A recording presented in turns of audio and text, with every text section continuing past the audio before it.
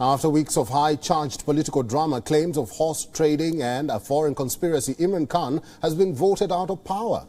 Pakistan is now looking at a new Prime Minister, who in all likelihood is no other than opposition leader Shehbaz Sharif. The 70-year-old leader of the Pakistan Muslim League, N, is likely to be the 23rd Prime Minister of Pakistan. But the challenge of dethroning Imran Khan was just the beginning for Shehbaz Sharif.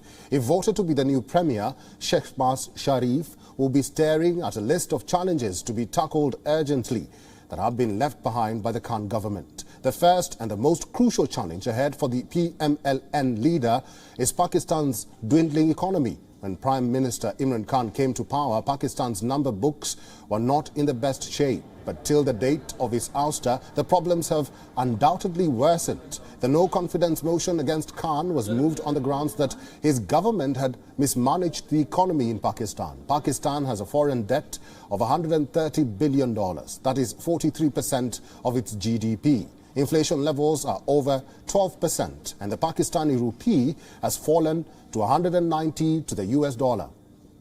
On top of that, there has been no economic growth in Pakistan for the past 3 years. Experts say that governments in Pakistan have often sought shortcuts to solve the crisis. And rather than helping the economy, their cheat codes have pushed it to the edge. If elected, the Shehbaz government will have to look at radical policy reforms to give a direction out of the crisis. On the flip side, the cash flow from Pakistan's vast diaspora has never been higher. The remittances, however, have put Pakistan on the radar of the Financial Action Task Force, which is the global money laundering and terrorist funding watchdog. The second biggest challenge for Sharif Jr. will be to tackle domestic terrorism. In the last few months, Pakistan Taliban has intensified its attacks known as the Tehreek-e-Taliban Pakistan. The group shares its roots with the Afghan Taliban that took over Kabul in August 2021. During his tenure, Imran Khan tried to hold talks with the militants, but negotiations with the TTP failed after a month-long truce collapsed last year. On top of domestic terror crisis, there has been an increase in violence in Pakistan's largest province, Balochistan. Separatists in the region have been demanding more autonomy and a greater share of the wealth for years. Experts say that there are no easy solutions for the coming administration, highlighting that insurgency would remain as big and crucial challenge for the new government.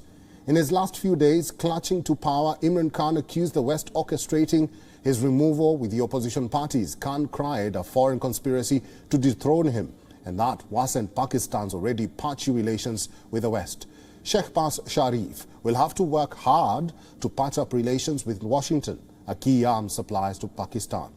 In late February, Imran Khan visited Moscow and held talks with President Vladimir Putin on the day when Russia invaded its neighbor, Ukraine. Khan also was among the few leaders to visit Beijing for the Winter Games earlier this year, when others boycotted in protest at China's human rights record.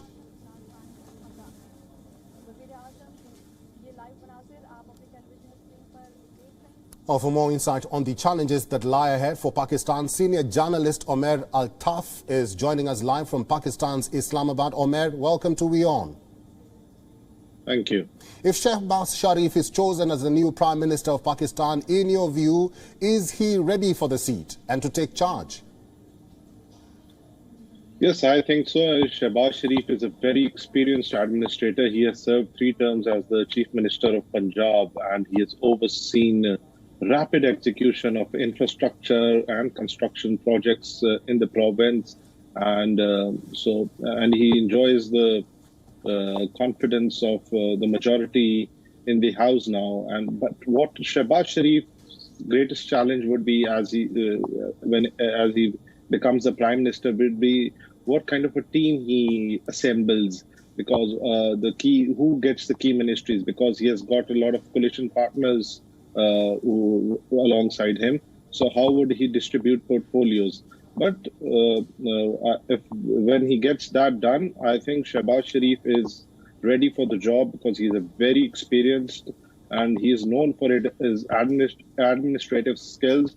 And unlike his brother, he enjoys close ties with the military establishment. He is more pragmatic than Nawaz Sharif.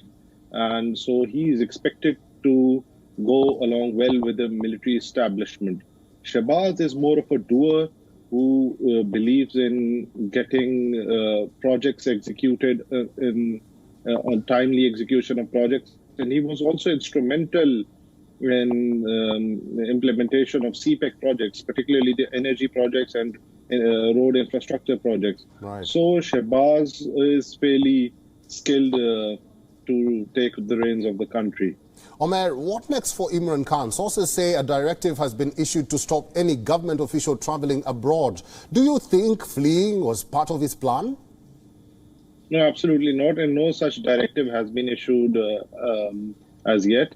And I think Imran Khan is free to carry out political activity.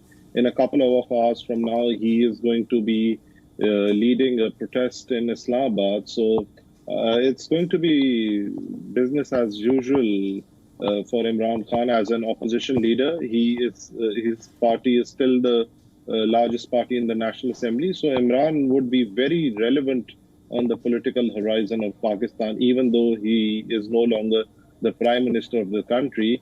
Elections would be approaching in a year's time, and it could happen that they are called soon if the incoming government decides.